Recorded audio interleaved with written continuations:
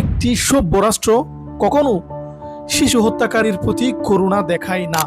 অপরাধীদের সামাজিকভাবে বয়কট করা, সর্বোচ্চ শাস্তি নিশ্চিত করা, শিশু নিরাপত্তা আইনের কঠোর বাস্তবায়ন, প্রতিটি এলাকায় শিশু সুরক্ষা মনিটরিং করা। আমরা চাই দ্রুত বিচার। আমরা কোনো মিডিয়া সার্কাস চাই না। আমাদের দাবি, আমরা কোনো রাজনৈতিক নাটক চাই না। বাংলাদেশ আজ শুধু একটি শিশুকে হারায়নি, বাংলাদেশ আজ নিজের মানবিকতা হারিয়েছে। রাজধানীর পল্লবীতে মাত্র 7 বছরের শিশু রামিসাকে যেভাবে নির্মমভাবে হত্যা করা হয়েছে তা কোনো সাধারণ হত্যাকাণ্ড না।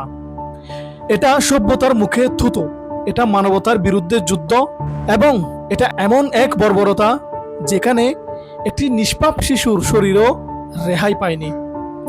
পুলিশের তথ্য অনুযায়ী রামিসাকে পাশের ফ্ল্যাটে নিয়ে যাওয়া হয়, তারপর তাকে নির্যাতন করা হয়, শ্বাসরোধে হত্যা করা হয়, এমনকি হত্যার পর মরদেহ খণ্ডিত করারও অভিযোগ উঠেছে। ভাবুন, একটা শিশু শেষ মুহূর্তে কতবার মা বলে চিৎকার করেছিল, কতবার বাঁচতে চেয়েছিল, কিন্তু এই সমাজ তাকে বাঁচতে দেয়নি।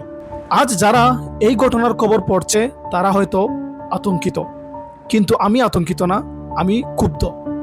কারণ আমরা এমন এক রাষ্ট্রে বাস করছি যেখানে শিশুরা পাশের ফ্ল্যাটেও নিরাপদ না।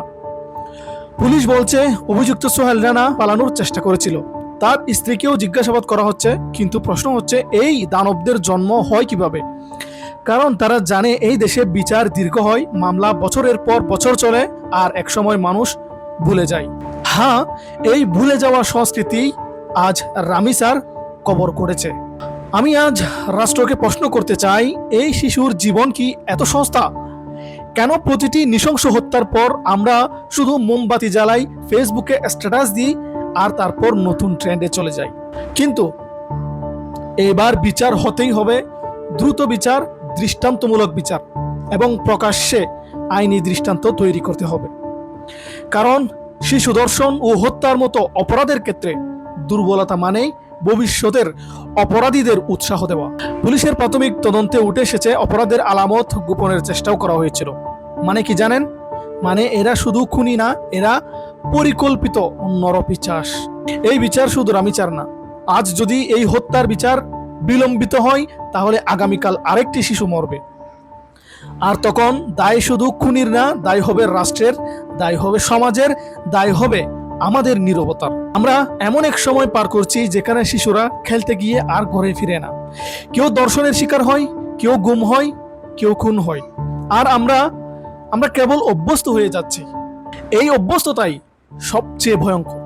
আমাদের দাবি, আমরা কোনো রাজনৈতিক নাটক চাই না, আমরা কোনো মিডিয়া সার্কাস চাই না। আমরা চাই দ্রুত বিচার, সর্বোচ্চ শাস্তি নিশ্চিত করা, শিশু নিরাপত্তা আইনের কঠোর বাস্তবায়ন, প্রতিটি এলাকায় শিশু সুরক্ষা মনিটরিং করা, অপরাধীদের সামাজিকভাবে বয়কট করা। কারণ একটি সভ্য রাষ্ট্র কখনো শিশু হত্যাকারীর প্রতি করুণা দেখায় না। করুণা দেখানো মানেই ভবিষ্যতের আরেকটি রামিসার মৃত্যু নিশ্চিত করা। রামিসা আর ফিরবে না, তার স্কুল ব্যাগ আর খুলবে না, তার ছোট্ট জুতো আর দরজার পাশে পড়ে থাকবে না, তার মা আর কোনোদিন শান্তিতে ঘুমাতে পারবে না। কিন্তু আমরা চাই রামিসার মৃত্যু যেন শেষ মৃত্যু হয়। তাই আজ পুরো বাংলাদেশ একসাথে বলুক, শিশু হত্যাকারীদের সর্বোচ্চ শাস্তি চাই। রামিসার রক্ত বৃথা যেতে দেওয়া হবে না। বাংলাদেশকে শিশুদের জন্য নিরাপদ করতেই হবে।